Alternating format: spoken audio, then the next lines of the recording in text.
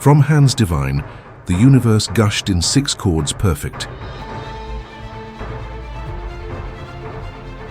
In the 7th beat, the rest echoed like a promise of rhythm ordered. But the breath that gave life also allowed the step of boldness, and the fruit of discord hurt the garden. Innocence crumbled at the touch of one choice, and knowledge became both gift and spear, opening in the human heart the conflict that will accompany him for generations. In the beginning, there was only dark and infinite abyss, empty without form nor name. The silence reigned deep as an unfathomable sea, and nothing existed beyond one immense darkness that stretched to forever. In this shapeless space, subtle vibrations traversed the ether, like the echo of a heart that still did not know how to beat. About this abyss hovered the Spirit of God, living and serene presence, like mist glowing floating over water without margin. It was a veiled light, imperceptible to the eyes, but pulsing with power that awaited the exact moment to reveal itself. Each ripple of the Spirit drew arabesques silent on the inert surface, announcing that something beyond the nothing was about to awaken. The time, not yet measured by days or seasons, bent in front of this moment of waiting. And in this breath divine, it was noticed the beginning of a story that would surpass the very idea of existence. The waters, still untamed and lifeless, they stirred as if they sensed the creative breath that would give them purpose. Then the silence was broken, with a sound so powerful that tore the darkness, the voice of God. It was neither a resounding echo nor a chaotic roar, but pure and unshakable decree, carved in the essence of being and nothingness. Let there be light. 3 syllables that carried in itself all the potential of worlds yet to come, of stars about to explode and creatures that would walk on earth. At that moment, one brightness intense tore the veil of darkness, not only remaining light but inaugurating the distinction between day and night, between the visible and the hidden. It was a glare that preceded all colors, the primary glow of an aurora that would extend for centuries. Each point of light cast into the void became promise of life, of order raised over the chaos. After the grand cosmic prologue, the creative work continued, outlining in 6 acts the great tapestry of universe. Each day brought order to the chaotic scene, preparing the stage for the singular moment in that the first man would arise. On the first day, the voice of God sounded again, this time to separate what had already been illuminated. Let there be light in the darkness. And the light now dispersed established itself as a principle of understanding. She illuminated the abyss, cast shadows on the waters, and tore the dark veil, allowing God distinguished day and night. It was the baptism of time, the compass initial that would mark the rhythm of future days, where each aurora would announce the continuity of the divine design. On the second day, under the same firm decree, raised the firmament, not a mere layer of air, but a clear arch that separated the upper waters from the lower. The clouds and the mists were contained above this blue ceiling, while the oceans and rivers found its bed down there. This newly inaugurated sky began to reflect the splendor of creation, ready to welcome the future rain clouds, the wings of the birds, and the first signs of seasonal change. When the third day dawned, the waters gathered in vast basins, yielding to the divine command that outlined continents and seas. The drought emerged as a miracle, firm land, mountains and plains, all shaped by the Creator Word. And, from the fertile womb of this land, sprouted the vegetation. Tender grasses, herbaceous seeds that opened to the sun, flowers, fiery colors, and trees that in your peak offered fruits as varied as promises of sustenance. Each plant was shaped into its own species, displaying in the variety the skill infinite of the artisan. On the fourth day, the firmament became a showcase of majestic lights.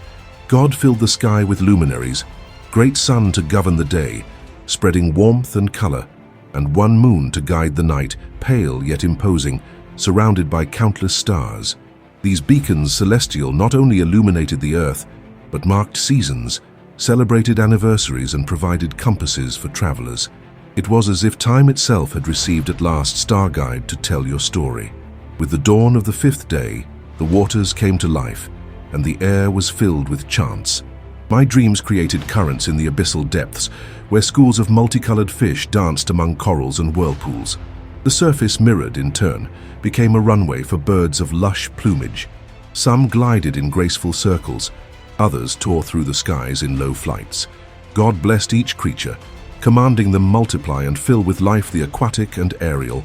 The sixth day culminated with the framing of the animals' land, and finally, with the crown of the creation, the man. Beasts of all ferocity, from the lion that roars to the rabbit that whispers among the bushes, gained shape and instincts. The cattle, docile and obedient, grazed in green pastures.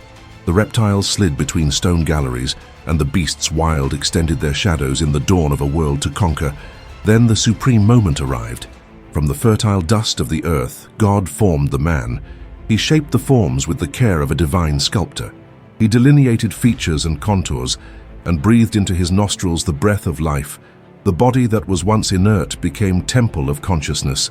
The man opened his eyes in a deep sigh, felt the heart beat, and the curiosity burn in your veins. And there, raised above the newly paved ground, became Lord of all beings, endowed of intellect to name each species, and of free will to walk in communion with the Creator. Finally, God contemplated everything that had done. The waters, the sky, the earth, the sun and the moon, the birds, the fish, the beasts and man, everything was very good. That divine gaze, full of satisfaction, sealed the splendor of one work that began in silence and rose in 7 perfect beats, perfect, 6 of creation and 1 of rest. Thus the synthesis of the days was concluded, preparing the way for the story of Adam and Eve, whose steps would echo beyond paradise. When the last ray of the 7th day settled upon the earth, God, the glorious craftsman, turned his gaze to his most precious work. From palm of the divine hands, gentle breath raised hills and valleys, dug riverbeds and drew sparkling lakes. In the east, where the sky would dawn first, extended itself garden unlike any other, the Eden, dwelling that breathed perfection since the first moment. 4 rivers were born there, their springs hidden in the folds of the grass. The Pison ran swiftly through plains golden, flooding banks of gold and raw gems. The Guillaume was winding among hills of amethyst, turquoise and jasper, dyeing the waters with hues never seen before. Tiger was descending hurriedly, carrying with it the military rumor of fiery currents. At last the Euphrates, vast and calm, flowed wide like a serene sea, reflecting in the mirror liquid the splendor of Eden. In the midst of the rivers, rose trees of stature majestic and distant crown, each one with name and sacred mission. The tree of life occupied the center, trunk wide in a spiral, and leaves that shimmered like polished silver. Its fruits, of translucent pulp, promised eternal vitality to those who touched them. Just beyond rose the tree of knowledge of good and evil, its twisted branches projected as vigilant fingers, and its fruits, of deep purple hue, exuded the aroma of mystery and power. Among they, rows of olive trees released golden oil, and vines hung purple clusters that danced with the wind. Generous fig trees offered branches full of fruits soft. Sycomuros, ipe trees and palms competed in height and beauty, the dominion of the skies. There were also medicinal plants, whose leaves emitted luminous halos at the touch of each ray of sun. Everything there composed itself into a grandiose living stained glass, masterpiece of an infinite painter. The climate of Eden was eternally spring-like. Neither exhausting heat nor cutting chill disturbed that paradise. The temperature fluctuated in a gentle melody, mornings of dew light, afternoons of full light and twilight rough that gave way to starry nights of stars. No one has ever known fierce winds or violent rains. Each drop that fell seemed a promise of renewal, and the rainbow was born in that garden as divine greeting. In the heart of garden, God gave man, newly created, the task of cultivating and keeping that sanctuary living. And Adam, amazed, walked among stems and fruits, touched tree barks, smelled petals, and savored the freshness of the fountains. Found shelter under the dense frode's dents, he discovered that he could talk to each creature, learn its name and admire its beauty. In each bird, saw impossible colors. In each tamer of waters, I heard the song ancestral that he carried in his chest. There was no hierarchy among the creatures. They all lived in harmony. Lion and lamb rested side by side under the crown of the tree of life. Reptiles wandered peacefully through wooden logs, without any other instinct than to exist. This total peace was a reflection of perfect communion with your Creator, deep echo of the universal concert, where each organ, each instrument, played in unison. Thus was revealed the Eden, one tapestry of light, color, sound, and life, embroidered by the divine hand and entrusted to care human. Ali, on the threshold of the newly formed cosmos, Adam discovered the meaning of home and heard in his innermost being the gentle yet firm voice of God, inviting to participate in the great symphony of creation. Was the prelude to a story that would still unfold in challenges and learnings, but at that initial moment, the man and the woman walked together in the most beautiful of stages, already imagined, the Eden, garden of perfection, infinite. When the rising sun filtered through the canopies of Eden, Adam walked through the flowery paths, feeling in the heart the peace of that place perfect. Each of your steps awakened the whisper of the leaves and the tinkling of dewdrops that, when falling, made the grass shine like thousands of crystals. Meanwhile, soft call echoed through the garden, and Adam, confident, raised his eyes to the radiant glow of the presence divine. Without warning, gentle weight fell upon your body. The muscles relaxed, the senses calmed down, and Adam surrendered to deep sleep, more intense than any sleepy autumn.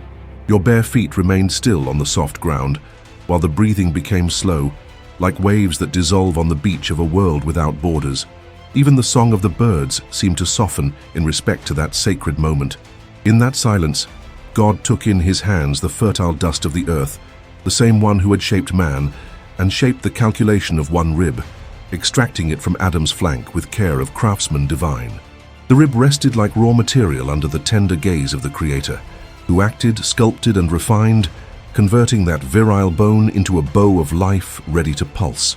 With infinite patience, God clothed the bony structure with tender flesh and soft tissue, inserted veins that wove roads of blood, nerves thin as threads of light, and muscles that awaited the impulse of celestial breath. Each movement of divine hands outlined delicate shoulders, arms that would sway gracefully, one waist of serene elegance, and strong legs, capable of traversing the limits of Eden. The fingers took shape one to exact and perfect, like flower petals holding core of strength. The neck curved in soft lines. The bust became a symbol of fertility and hope, and the features of the face emerged in the clay, molded, arched eyebrows, eyes in the shape of a serene lake, and lips capable of whispering songs of life. Each stroke reflected the same designer who created man, however, in expression distinct. God then breathed over that newly molded body, the breath divine, and in it awoke the principle of consciousness. A skin, until then silence, cooled at the touch of warm breath. Silent crackle traversed the joints, and subtle shine reverberated in the eyes that would open. It was the spark of being, the spark of existence female, the vibration that transformed clay and bone into living being. When the first eyelid lifted, the entire garden sighed. Golden rays filtered through the lashes, illuminating iris that reflected the green of the fields and the blue of the sky. The woman raised her body in a single fluid movement, immediately feeling the softness of the grass under the hands and the coolness of the wind caressing the back. Your first breath was soft as a sacred chant. The Creator, contemplating the finished work, smiled silent and introduced the companion to the sleeping man. Gently, he led her to where Adam lay, like proud father who takes his daughter to the celebration.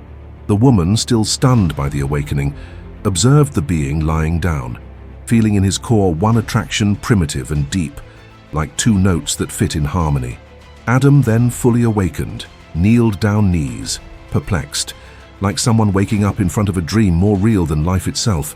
Their eyes met, and for a moment the time seemed to hesitate, for that face revealed all that was missing from the man. Completion, gentle, complicit look and smile that lit up the horizon. There was no need for words, for the heart was already speaking in secret.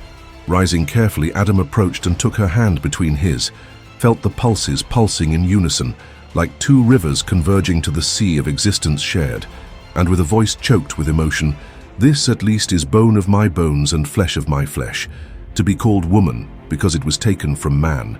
It was there, that inaugural moment, that the old friendship became the original love original. The two, hand in hand, raised their faces to the firmament, where the deep blue spread in promises. The sun swayed its crown of gold among the clouds, and the garden seemed to sing, moving in celebration.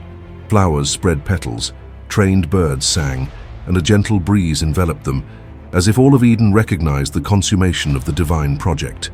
Man and woman, side by side, began together the first dawn of history. Thus concluded the chapter of the formation of Eva. Not a mere act of creation, but the interweaving of two existences destined to walk in harmony.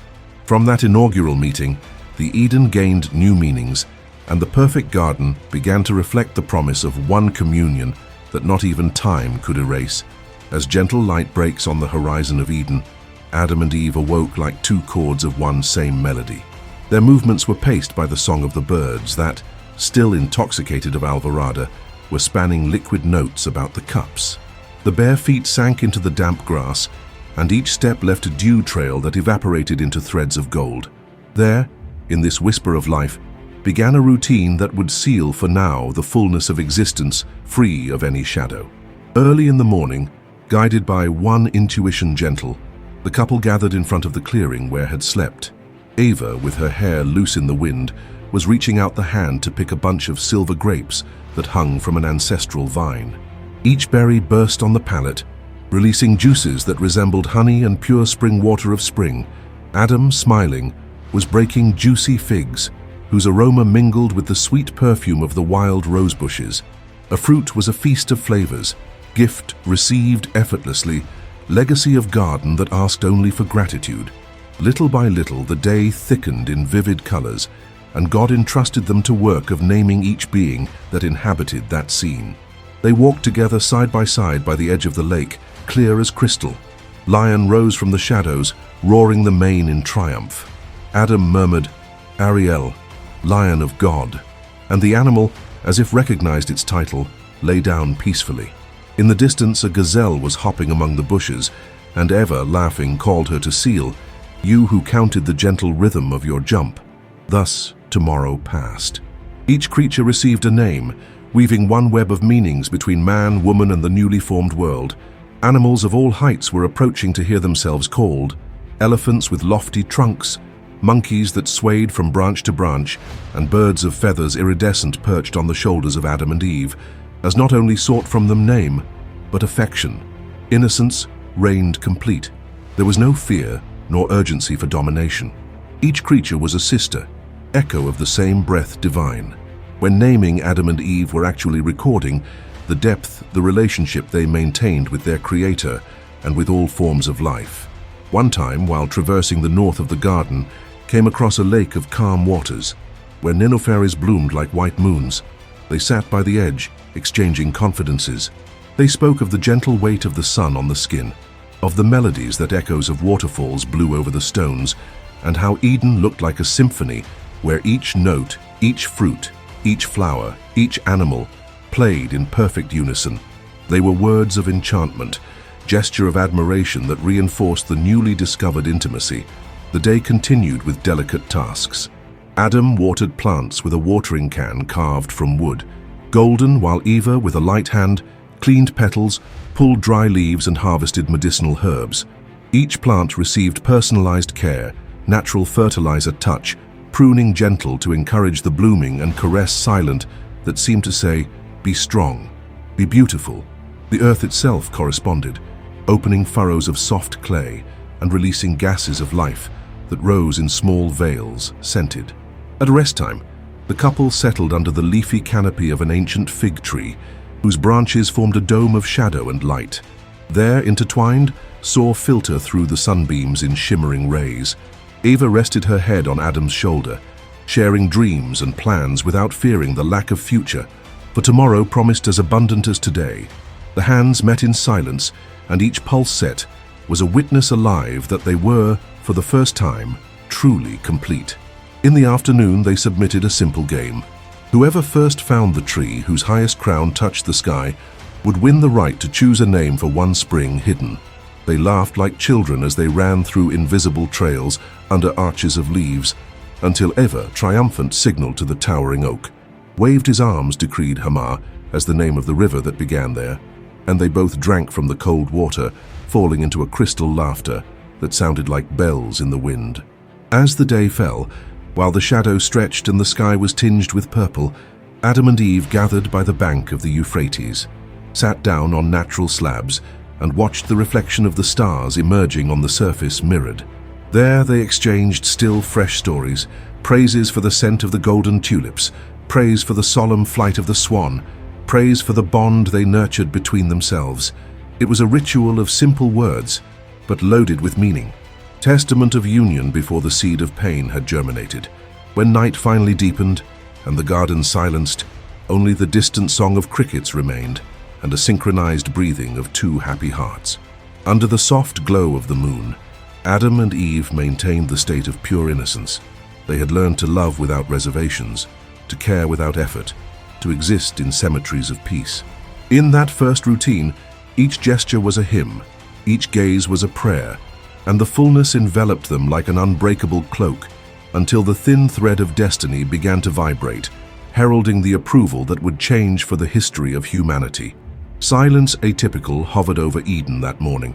The song of the birds sounded more restrained, as if hesitated in the face of something approaching. Eva walked alone through an ancient clover of climbing plants, silver gathering berries of citrus aroma, when he noticed subtle tremor in the tall grass. First, almost inaudible whisper, then the delicate dragging of scales on damp leaves. Something was sliding, curving between the roots, and the breeze that blew from the shores of the lake brought him the chill of cold unexpected. Ali, at the edge of the clearing, sunny and the dark carpet of vines, raised one slender head, adorned with scales of various tones, aged gold, moss green, and amethyst glow.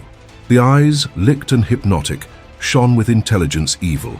Each oval pupil seemed like a tunnel that opened to one ancient truth, seductive and dangerous. The snake emerged with the grace of one enigmatic dancer, undulating the body with movements precise, close to the ground. Poem fluid that tore apart the piece with promises of change. Eva, still stunned, remained still upon feeling the focus of that presence. Never had he seen in Eden such a silent creature, and at the same time so full of life. The wings of the hummingbird, beating in the distance, contrasted with the gliding of that shape, silent yet determined. As she lifted her gaze, Eva caught the reflection of her own face on the scales, distorted mirror that invited her to look inside, to question what I still did not know. "Good morning, Lady of the Garden." The voice came out soft, almost musical, and echoed like a breath of wind between the trees. Eva felt a chill. The frequency of that intonation seemed to come from afar, from places where time is distorts. "Lady of Garden," repeated the snake, crushing without touch fern sprout between the jaws, and smiled, if it can be called a smile, the slight arch of the reptilian lip. "Good morning," answered Eva, gathering courage, still trembling, but the curiosity drove her. "Who are you? I have never seen you with us. Oh, my dear, I have been since the beginning, spinning in this world like someone reading an old book." The serpent extended its forked tongue, like two hissing threads that seemed to want to absorb each nuance of the air. "Our Creator made so many wonderful things, but is everything allowed to you, Adam and Eve?" Tom hinted at doubt and provocation, invited the insinuation, as if the truth could have multiple faces. "We can eat the fruits of all the trees, except for that one in the center of the garden." Eva pointed, hesitant, the twisted stem of the tree of knowledge. The face of the serpent shone in a flash of triumph. "Only from that? What a curious choice, don't you think? One tree only for two beings, when there are so many others to be tried. Strange. Or is there a deeper reason?" Eva felt her heart beat stronger. The tree, which until then was a symbol of limit, to transform into an object of fascination. "We cannot, for the Creator declared that we would die if we tasted its fruit." The woman spoke firmly, but each syllable seemed shaken by doubt. The snake tilted its head, flipping through the air with the sinuous body, as if examining that answer with a clinical eye. Would they die? My dear, I don't believe he would want to deny them something so rich in colors and flavors. Think, death is simple rest, while knowledge is eternal. Imagine touching the secret of the seasons, understanding the reason of the flowing waters. Unravel the purpose of each fruit that sprouts. The reptile leaned the low branch, with each movement cracking dry leaves dry, which slid to the ground. Each crack seemed inviting. Eva looked at the tree of knowledge in a whole new, their branches curved like arms that extended gentle invitation. The fruits, once forbidden, shone under the sunlight like jewels unattainable. The snake then circled in slow circles, leaving in the air the trace of undefined perfume, aroma between the sweet and the acre that was insinuating itself through the nostrils and predisposed the mind to explore forbidden horizons.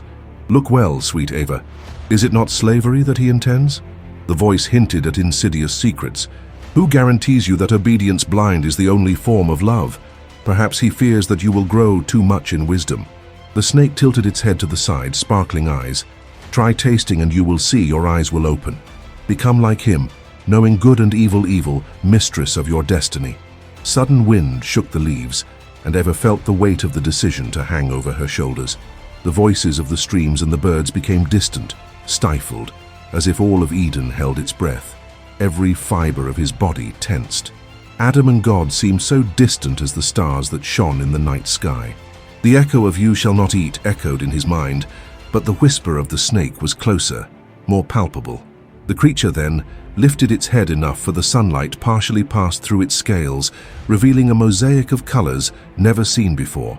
It was a flash of beauty and threat. It was as if the very essence of evil clothed itself in dazzling art.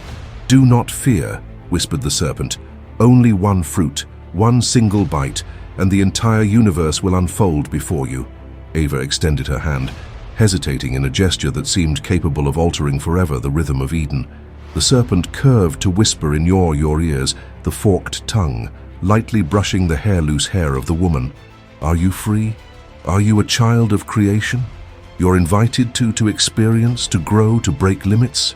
What could be more divine?" And as the breeze began to blow again, bringing the intermittent song of a highway, Eva's gaze found the serpent in a dark complicity. The tension condensed into an eternal moment. The paradise, still green and perfect, swayed in uncertainty of gesture that no longer belonged to tomorrow, but to now marked by the tempting glow of mysterious fruit. The poisonous whisper echoed in your mind, and at that threshold began to germinate the seed of pain. Heavy silence fell over the Eden, as if the very garden held its breath. Eva, still trembling inside, moved away from the serpent and turned his face to the tree of knowledge. Your eyes saw the fruit shimmer among leaves dark green, apple round and shiny, of shades that blended crimson and amber, like if it kept the fire of twilight. Each branch seemed to bend in supplication, offering that treasure forbidden. She took the first step, hesitant. The soft grass sank under your bare feet, each blade whispering secrets of ages' futures. The dew, still caught on the petals, shimmered in small prisms, illuminating your path. Eva felt her heart beat so loud that she could almost hear it echoing in the treetops. The wind blew gentle, moving leaves in silent greeting, but also in a veiled warning. Still you can to retreat. A tree rose as a monument of life, long trunk and grooves deep that seemed sculpted memories in the heart of the wood. The bark exuded earthy perfume, a mix of amber and nut, inviting to the touch. Winding branches intertwined, forming a natural portico that protected the fruit. Ava raised her hand, feeling the gentle warmth of the wood under the fingers, and raised her eyes to the pommel that haunted her and fascinated at the same time. The fruits hung in short clusters, separated by fine stems bronze color. Each unit seemed perfect in its imperfection. Some pies, other oval, some more mature in deep ruby tone, others with golden spots that suggested youth. The light filtered through the branches made them shine like jewels, throwing reflections on the breast's elbows and on the chest of grass. The temptation now had form and substance tangible. When he extended his hand to the most showy of the fruits, soft crackle ran through the branch. The fruit detached with a whisper. One brief resistance and then the fall, almost floating, towards to the palm of Eva. The delicate sound of the impact, one faint pause between the AI of the branch and the tir of softness in hand, resounded like a promise of design inevitable. Eva held the fruit with reverent care.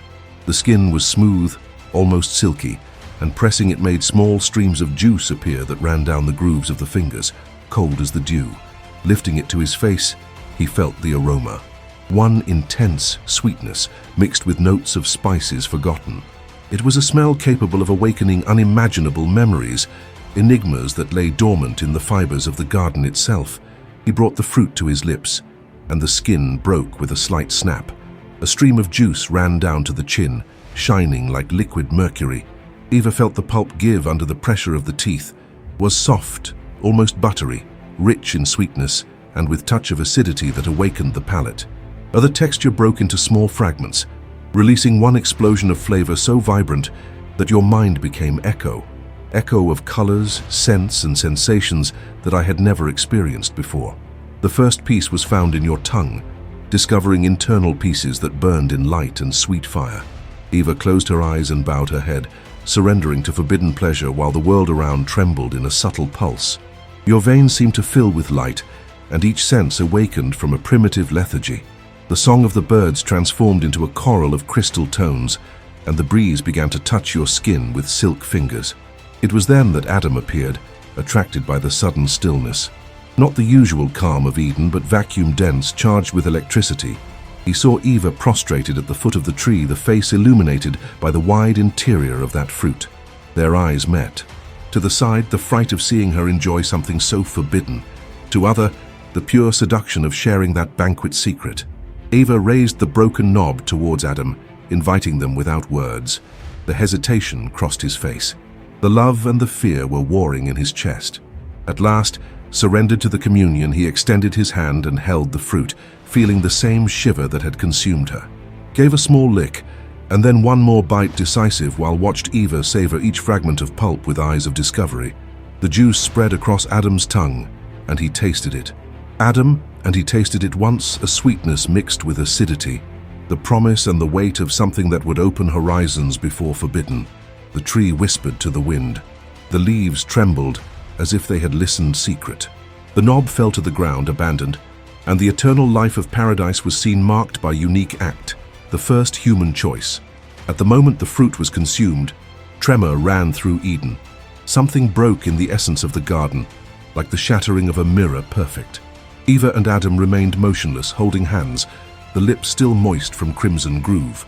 Their gazes, before fearless, reflected now one new flame, the gaze of knowledge that brought in the core, the seed of doubt and of pain. The sky tilted then in the rhythm of cosmic sigh. The songs of the birds stopped, until the waters of the Euphrates ceased their murmuring.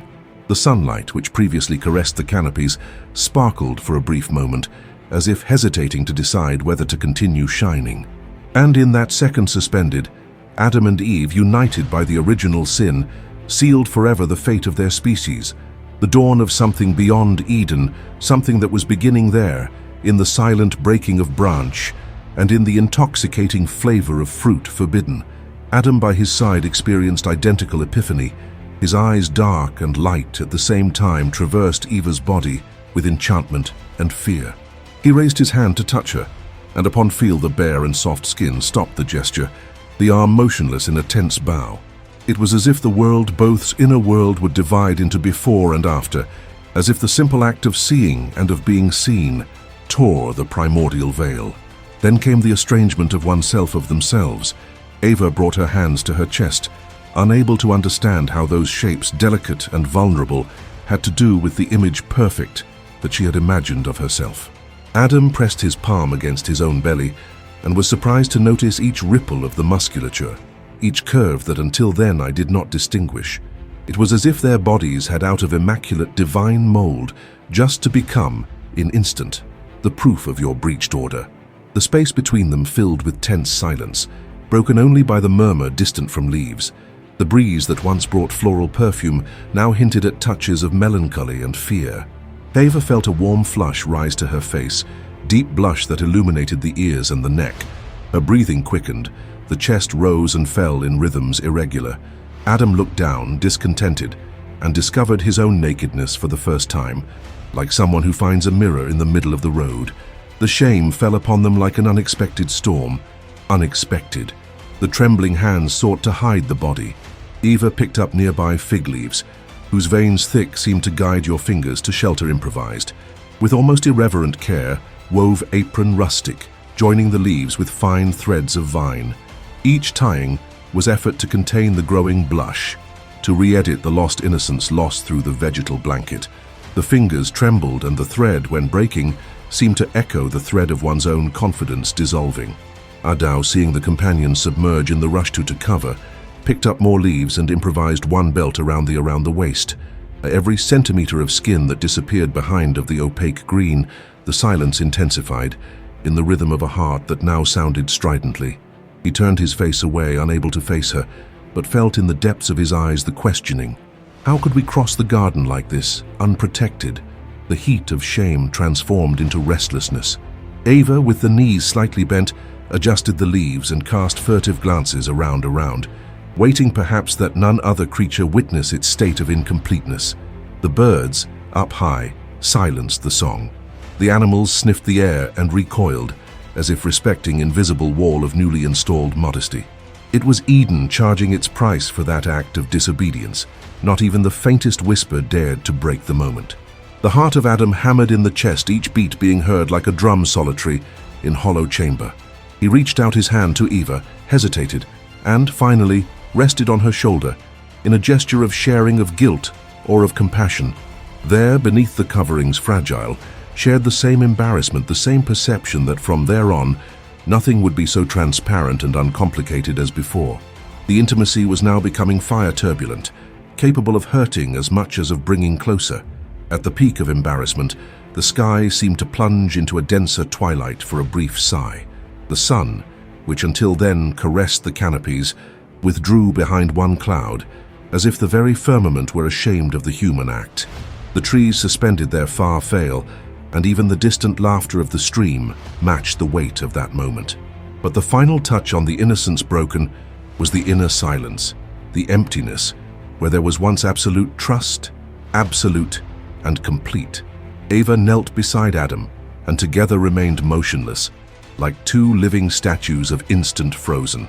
In that mosaic of leaves, of trembling nerves and of avoided glances, the shame was taking root, teaching them the weight of seeing the body and of being seen. When the breeze returned to blow, it brought with it ancient whisper, no longer of complete harmony but of warning. Beauty requires modesty, knowledge, responsibility. The light returned to the leaves, but the moonlight of Eden now seemed to them mirror, where they reflected not only the form but the new content of their hearts. And while the tendons, the fig trees swayed gently to wind, Adam and Eve understood that innocence had detached that paradise, leaving in its place the first lesson of humility and fear. Then broke the silence with a sound that seemed to come of the garden's own heart. Gentle step on the grass, light and firm. It was the echo of a presence that did not know haste, but whose impact made the ground pulse. The air became dense, carrying ancestral perfume of myrrh and cedar, signs of a sovereign presence returning to the home that had originally shaped. Among dewy shadows, one deep and serene voice crossed the space. "Where are you?" The question was so direct that the branches became stiff. The call did not sound accusatory at first, but carried within it the echo of one expectation absolute.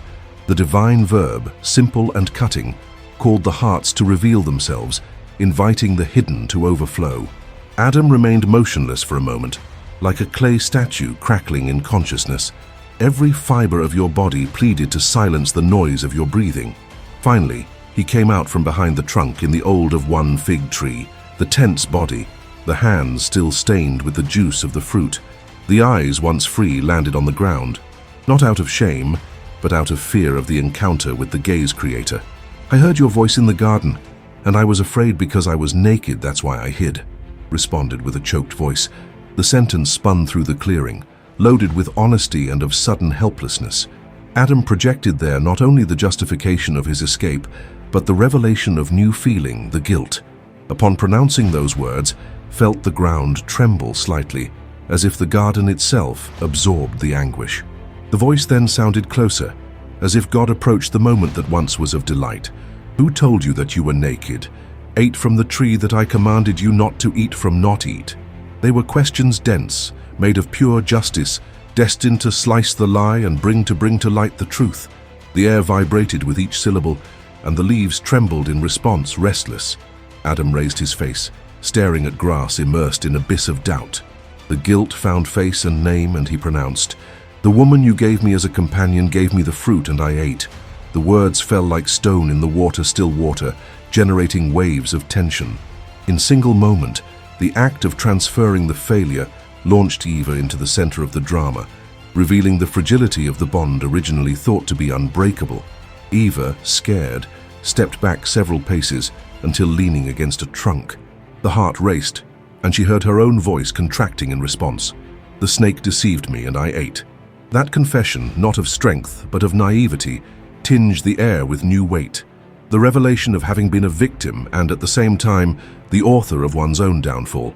At the same time, author of her own downfall, each syllable trembled with the remorse of one who distinguishes, for the first time, the fine line between innocence and guilt. At the moment when the last I ate faded away, the garden seemed to exhale a collective sigh. The rustling of the treetops became a rumor of lament, and the ground under Adam's feet, and Eve startled in a sudden cold. The divine presence, which before brought shelter and delight, now hovered like a silent judge, observing the root of disobedience that had blossomed there. Even without glimpsing the shape, the couple felt the weight of the divine gaze upon their shoulders. There was in each question the strength of a mirror that reflects what was previously hidden, the desire to know, the pride of wanting more, the conflict that corrodes the original communion. The accusation was not revenge, but verification relentless than what had happened, invitation to confront the mistake and take responsibility for its consequences. Between trunks and trunks, the shadows lengthened, marking the end of the cycle. The breaks in the rhythm of Eden were heard here in the pulsations of the night that was approaching. The voice of God, now calm, pronounced silence filled with expectation. The silence that presides over the sentence, but also paves the way for the redemption that would come after.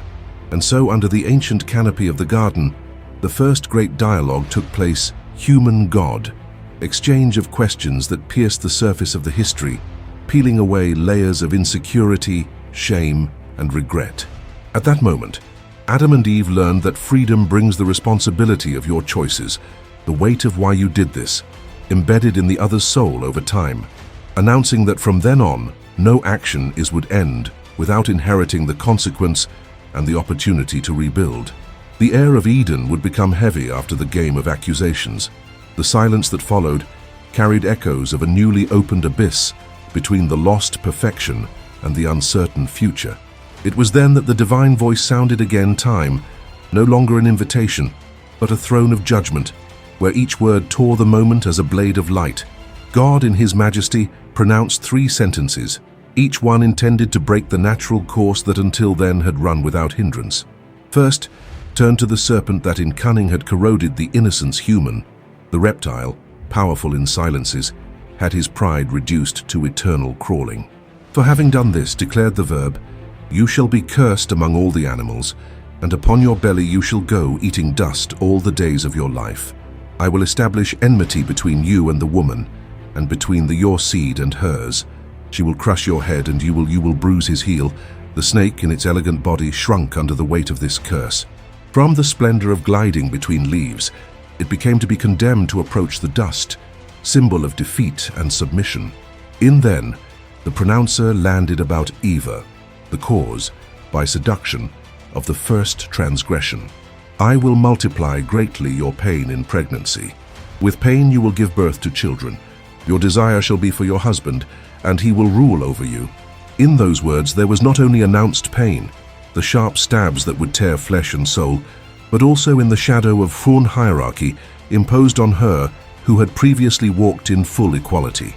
The woman felt in her innermost being the future tear apart the simple act of giving life. The gestation would become a burden, the birth, portal of anguish.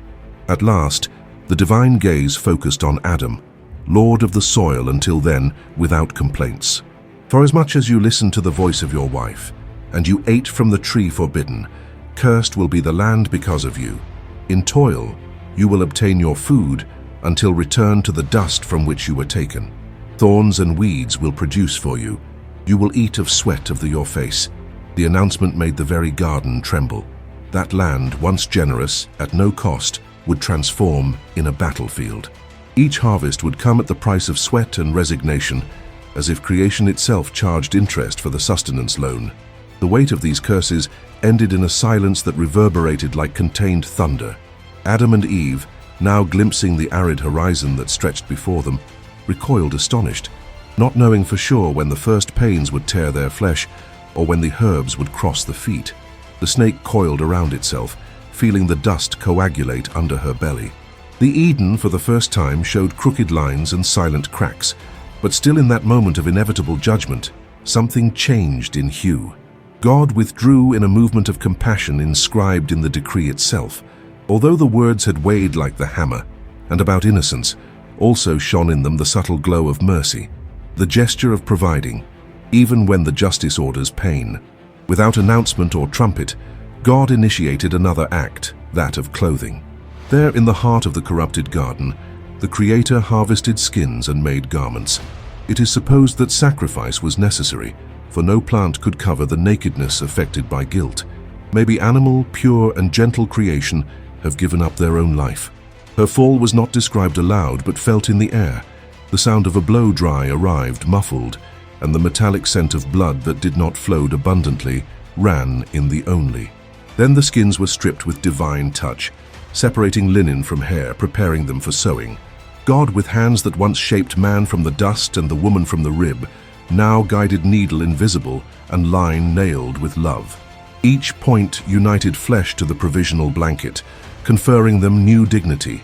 The skins were cut according to the shape of Adam and Eve, simple cloak, but covered in a tenderness that affirmed the value of that couple even after the sin.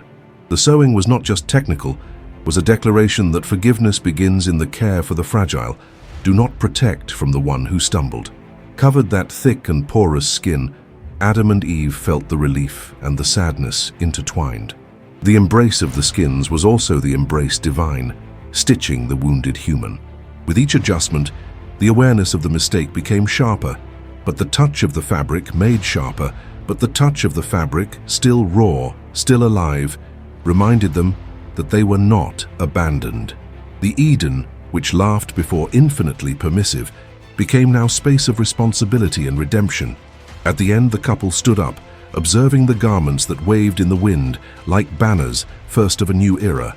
The serpent, crawling at distance, peered at the scene with sunken eyes, and saw not only the punishment, but the announcement of walking more difficult, but possible.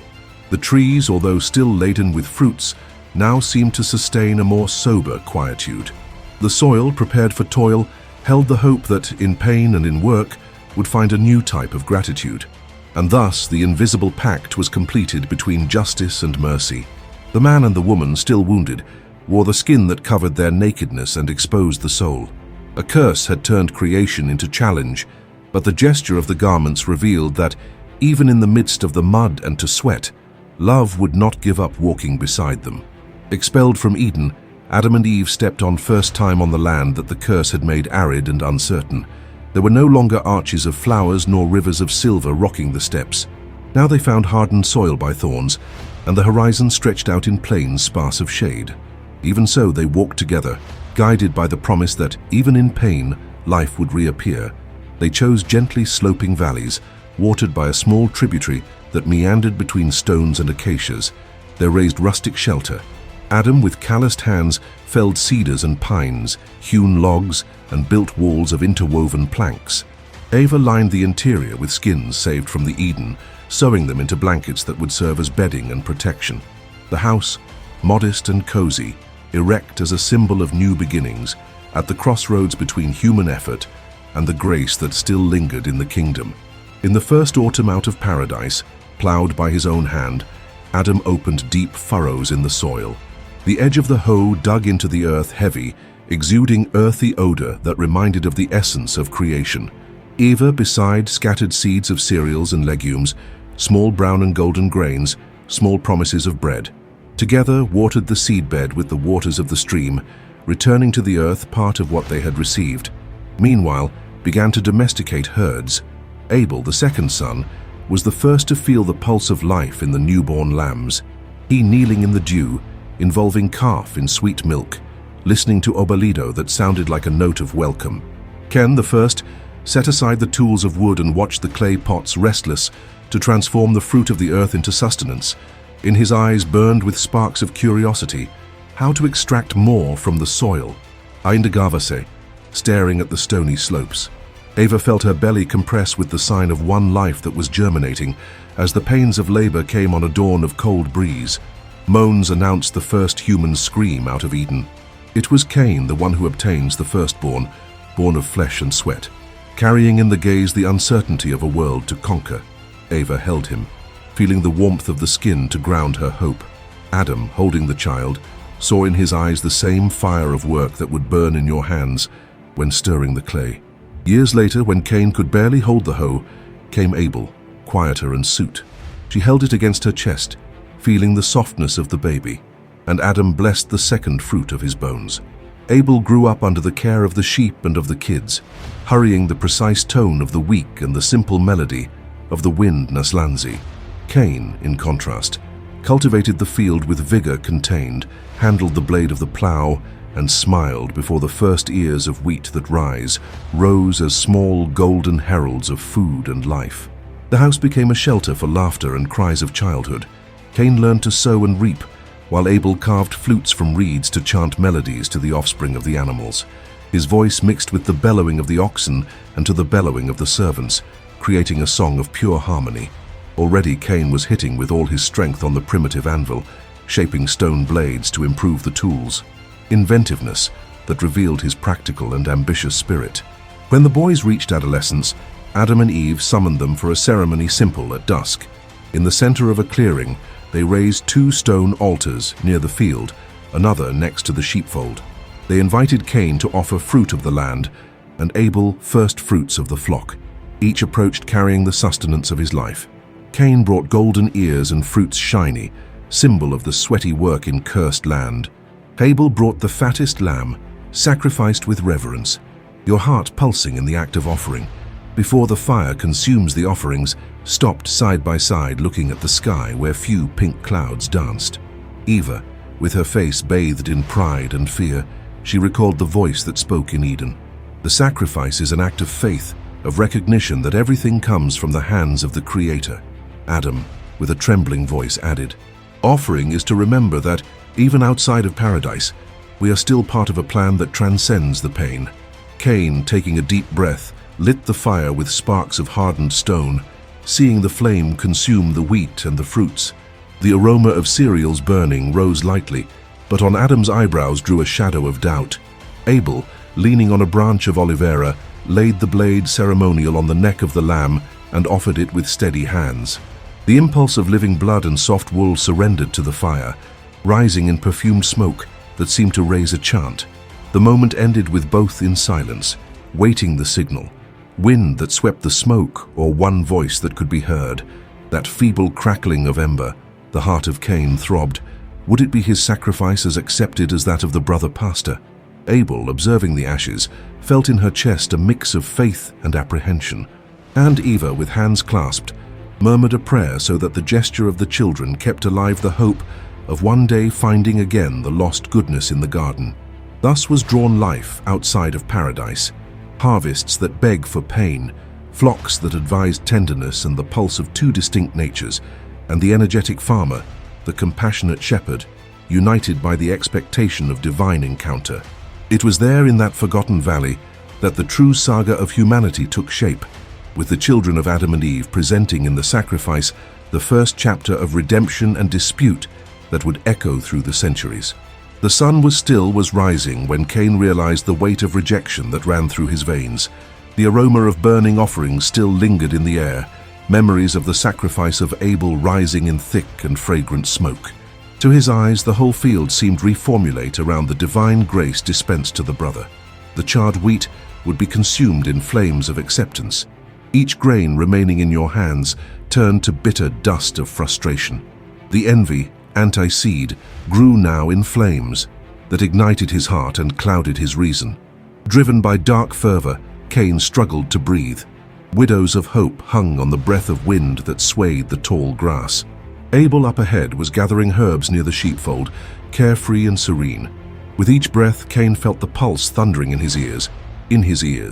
"Why were you accepted, brother? Why not me?" The inaudible words hammered us like angry birds. He, who until then had known the honor of to sow, now discovered the harshness of refusal, one internal wound that throbbed and cried out for repair. To calm the troubled mind, Cain approached Abel with a false smile, inviting for a walk to the neighboring campinas, where the mowed grass mingled with the wild. The dew, still hanging on the stems, shone like small liquid lamps sliding from leaf to leaf. The field, stage that had once celebrated the joint labor, became the silent arena of a steppe that carried intentions deadly. Abel, confident, followed, animated by simple conversation, without sensing the shadow that was spreading underfoot. When they arrived at a more distant clearing, where the sun breaking through the clouds projected rectangles of light on the grass, Cain stopped and turned abruptly. Abel's laughter ceased upon finding the distorted face of the brother. Without words, Cain raised one stone-rounded, cold to the touch and secured like a scepter sinister. Abel raised his hands instinctively, making a soothing gesture. "For why are you like this?" inquired. In a single impulse, Cain struck the stone with all his might against the temple of the brother. The impact sounded like a trunk cracking. Abel fell onto the grass, eyes fixed on the lead-colored sky, dark dripping running down his forehead. The cry of Cain was not one of victory but of astonishment. Her mouth opened to vomit useless questions. Abel, once so firm, shrank in a brief sigh and shuddered only once, like a bulrush subjected to the gale. Then, the absolute silence. The birds fell silent, until the stream that flowed nearby paused the song, as if the world held the breath. Cain knelt beside his brother's body, the blood mingling with the grass, and realized that, in the act of killing, he had also killed the innocence that still remained in him. A breeze timid began to blow again, and with it came the divine call, serious and painful. "Cain, where is Abel, your brother?" The voice sounded through the trunks, crossed the tainted land, and echoed in the chest of Cain like a hammer. The murderer, dominated by the fear, raised his tearful face and stammered, "I don't know. Am I my brother's keeper?" The words sounded hollow, soaked in despair. But God, who sees everything, does not allow himself to be deceived. Deceive. "The blood of your brother cries out from the ground to me," continued the silent judge, whose syllables marked each ditch in only as real stakes. The final judgment on Cain was pronounced without unrestrained anger, but with inflexible justice. "Therefore cursed are you, removed from the land that opened to receive the blood of your brother from your hands. When you till the soil, it will no longer give you abundance. Hungry and thirsty you shall be, wandering the world." The man fell to his knees, his stomach twisted by the fear of one life without shelter, without easy food, without comfort. "I felt the ground, once a source of sustenance, now harden under your knees, accuser and merciless." Fearing that anyone could take revenge for his crime, Cain begged for mercy. "My punishment is too great to bear. Today you cast me out from before your face, and I will be a fugitive and wandering on earth. And anyone who finds me, will kill." But God, in mercy still interspersed to justice, made a sign about Cain, not described in exact form, but felt in chills on the skin so that no one would hurt him, emblem of protection and reminder that the life, even when profaned, retains its value. Marks of light and shadow covered the body of Cain, foretelling one rough story, perpetual wandering, unstable toil, and the exile to one land east of Eden, called Nod. There built one city, raising stone walls and naming it with the own name of the son who never knew peace, and so the innocent blood shed turned into a legacy of pain, the first human tragedy, inaugurating cycles of violence and redemption that would echo throughout posterity. Cain left silent, looking at Abel's back disappearing in the grass, and in that farewell, carried forever the weight of divine warning. No human gesture dissolves in leaving traces in the soul and in the world. Thus ends the first book of history human, of paradise where every gesture was a song, to the vastness of one land marked by choice and destiny. Adam and Eve crossed not only the threshold of Eden, but the threshold of consciousness, revealing that the great gift of freedom carries within it the inexorable weight of responsibility. Expelled, the couple learned in pain the art of sowing, and in the struggle the skill of shepherding. Cain and Abel, sons of a world relegated to work and waiting, they brought with them two paths, the inventive farmers driven by ambition, and the sensitive pastor, guided by sacrifice. When jealousy submerged fraternal love, the first shedding of human blood consecrated the field as a stage of tragedy.